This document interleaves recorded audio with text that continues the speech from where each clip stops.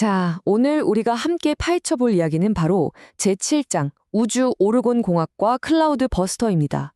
이게 뭐냐면요. 갑자기 새들이 노예를 멈추고 과학 장비까지 먹통으로 만드는 아주 이상한 구름이 나타났는데 여기에 맞서기 위해 발명된 기술에 대한 이야기예요. 정말 흥미롭지 않나요? 이야기는 1952년으로 거슬러 올라가는데요. 아주 기이한 현상이 벌어집니다.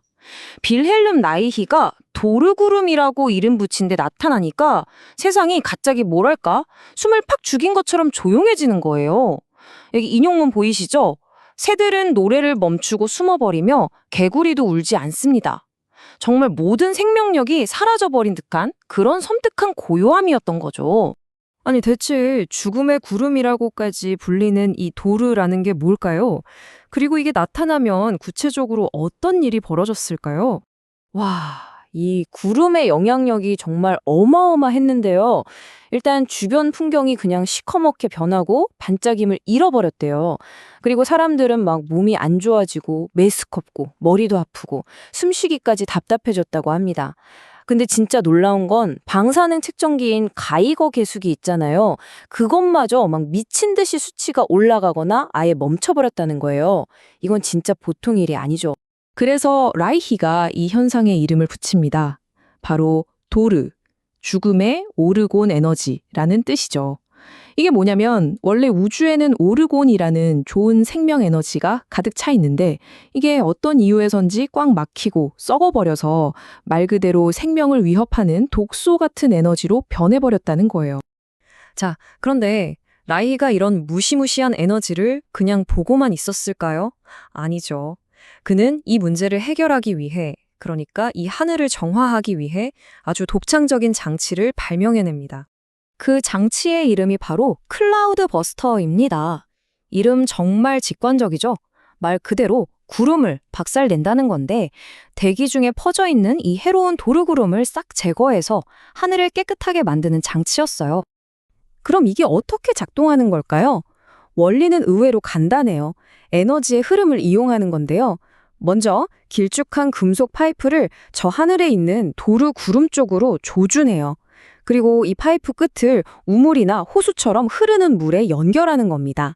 그러면 하늘에 뭉쳐있던 나쁜 도르 에너지가 파이프를 타고 쭉 빨려 내려와서 이 에너지를 잘 흡수하는 물속으로 쑥 들어가서 정화되는 그런 원리인 거죠. 자, 여기서부터 라이히의 이야기는 정말 흥미로워집니다.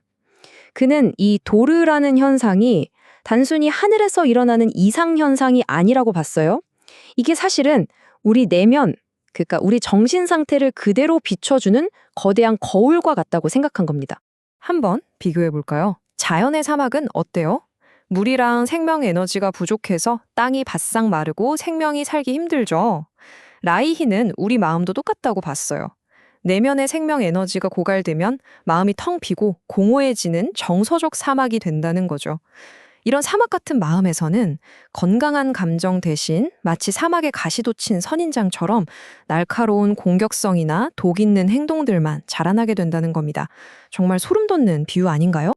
심지어 라이히는 이런 상태를 정서적 전염병이라고까지 불렀어요. 왜 전염병이라고 했을까요? 이게 그냥 한 사람의 문제로 끝나는 게 아니라 진짜 병처럼 다른 사람에게 옮겨가고 결국 사회 전체를 병들게 할 수 있다고 봤기 때문이에요.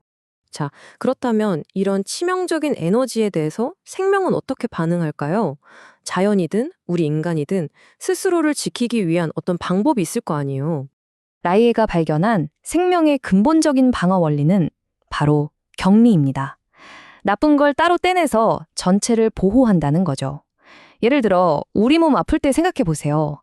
세균이 들어오면 열을 내고 고름을 만들어서 그 세균을 한 곳에 가둬버리잖아요. 대기도 마찬가지예요. 도로라는 나쁜 에너지가 있으면 토네이도를 만들어서 그 안에 가두고 격리시킨다는 겁니다. 그리고 인간 사회는 어떨까요? 정서적 사막 상태인 사람들은 자기들과 다른 생명력 넘치고 자유로운 사람들을 보면 어떻게든 공격하고 고립시키려고 한다는 거죠. 라이히는 이 원리가 인간 사회에서 가장 비극적으로 나타난 사례로 예수의 십자가형을 이야기합니다. 생명력 그 자체를 상징하는 예수가 왜 공격받고 격리되었는가? 바로 내면이 사막처럼 황폐해진 사람들에게는 그 생명력에 너무 눈부시고 위협적이었기 때문이라는 거죠. 이 인용문이 그 심리를 정말 잘 설명해 주는데요. 한번 상상해 보세요. 오랫동안 깜깜한 방에 갇혀 있다가 갑자기 밖으로 나와서 햇빛을 보면 어떨까요? 눈이 너무 부셔서 아프고 심지어 화가 날 수도 있잖아요. 이것과 똑같다는 거예요. 사람들은 다들 진실과 생명을 원한다고 말은 하지만 사실은 어둠에 너무 익숙해져 버려서 진짜 빛을 마주하면 그걸 고통으로 느끼고 거부하게 된다는 거죠. 참 아이러니하죠.